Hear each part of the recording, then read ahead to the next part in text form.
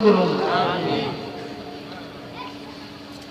অনেক রাত হয়ে গিয়েছে, অত্যন্ত সংক্ষিপ্ত কিছু কথা বলবো। শুনতে রাজি আছি আমরা সবাই? ইনশাআল্লাহ। ভাইরা আমার,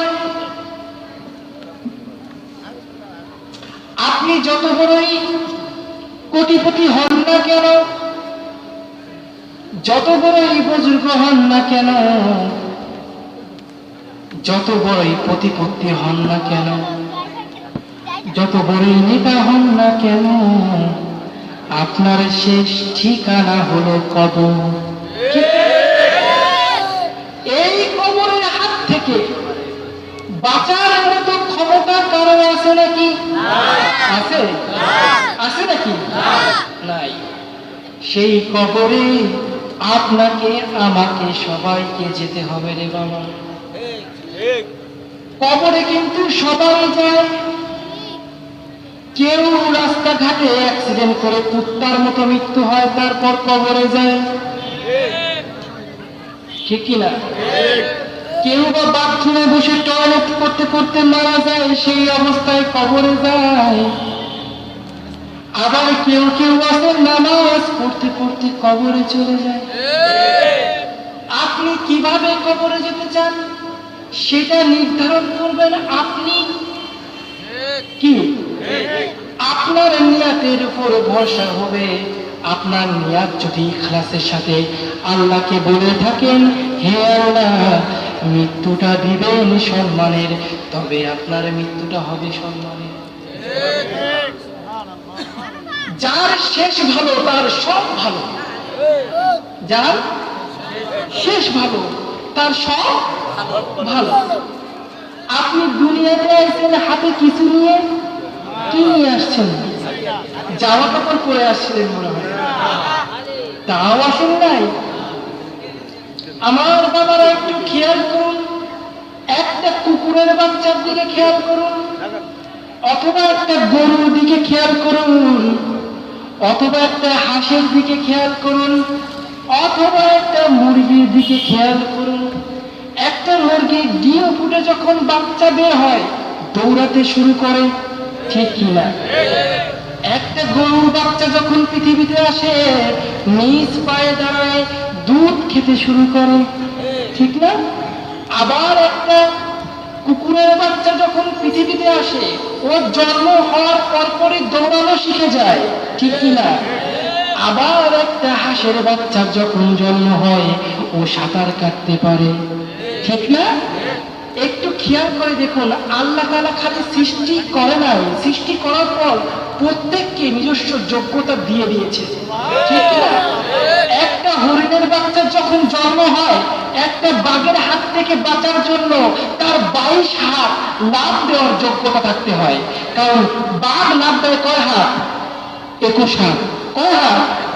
আর একটা হরিণ লাফ দেয় 22 হাত। সেই যোগ্যতা দিয়ে আল্লাহ তাআলা হরিণকে পৃথিবীতে পাঠায়। সুবহানাল্লাহ কইলেন? মানে আপনাকে যখন মানে পৃথিবীতে প্রতিটা প্রাণীকে সৃষ্টি করা হয়েছে তার যোগ্যতা দিয়ে। এমন এমন পাখি আছে উপর থেকে হামিং বার্ড, কি নাম বাবা? Humming bird. উপর থেকে যায় 700-800 কিলোমিটার উপর থেকে যায়, উপর থেকেই ডিম পারে। সেই ডিম মাটিতে পড়ার আগে ফুটে বাচ্চা হয়, ওই বাচ্চা মাটিতে পড়ার আগেই ভাসতে শুরু করে, উড়তে শুরু করে। সুবহানাল্লাহ কইলেন না? প্রতিটা প্রাণীকে আল্লাহ তাআলা নিজস্ব যোগ্যতা দিয়ে দিয়েছেন যেন সে জীবনে বাঁচতে পারে, ঠিক কিনা? এখন যদি প্রশ্ন করি, আপনার জন্মের পর আপনি নিশ্চয়ই দৌড়াতে পারতেন? পারতেন না? নিজে নিজে হয়তো বাথরুমে গিয়ে প্রস্রাব করতে পারতেন? তাও না।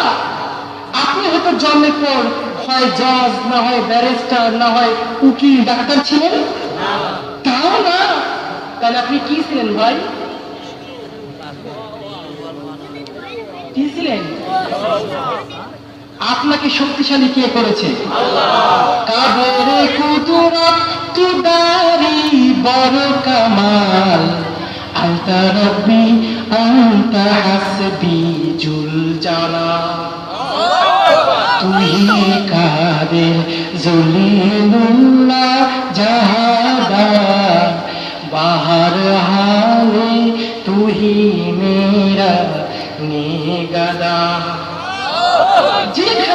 দৃষ্টিপাত কে করে আছে আপনাদের? বাবারা আমার, একটু চিন্তা করুন। একটা কুকুরের নিজস্ব শক্তি আছে, একটা হাঁসের নিজস্ব ক্ষমতা আছে, একটা হরিণের নিজস্ব ক্ষমতা আছে। যদি প্রশ্ন করি, এরা কি আপনার থেকে শক্তিশালী নাকি দুর্বল? একটা গরু আপনার থেকে শক্তিশালী নাকি দুর্বল? কিন্তু এই গরু কারো কাছে ভগবান।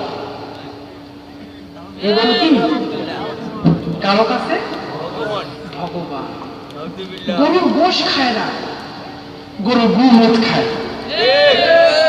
গরুর চামড়া দিয়ে জুতা বানায়, তাতে সমস্যা নাই, কিন্তু গরু খাওয়া যাবে না। আপনার দেশে গরু জবাই করলে কোনো সমস্যা হয় না, আমার দেশে গরু জবাই করলে আমাদেরকে মেরেও ফেলা হয়, হত্যা করা হয়। ঠিক কিনা মুসলমান? তো যেটা বলছিলাম, আপনি যখন আল্লাহর ইবাদত করবেন আপনাকে সম্মান কে দিবে? আর আল্লাহর ইবাদতের বাইরে চলে গেলে আপনার সৃষ্টিকর্তা হবে গরু। কি হবে? গরু। আল্লাহর ইবাদত থেকে বাইরে চলে গেলে আপনার সৃষ্টিকর্তা কে হবে?